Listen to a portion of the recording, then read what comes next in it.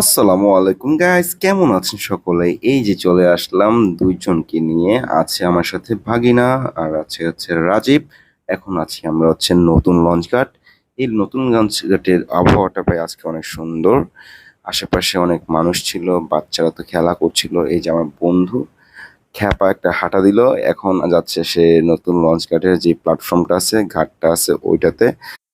এখানে আমরা ৩টা লঞ্চ দেখতে পেলাম, যেগুলো সলিমগঞ্জ থেকে মরিচাকান্দি এবং নরসিংদী এই ৩টা জায়গার মধ্যে সার্ভিস দিয়ে থাকে। এখন আমরা এখানে জাস্ট একটু ঘোরার জন্য আসছি। অনেকে মাছ ধরতেছিল, আবার অনেকে লঞ্চে ওঠার জন্য অপেক্ষা করছিল।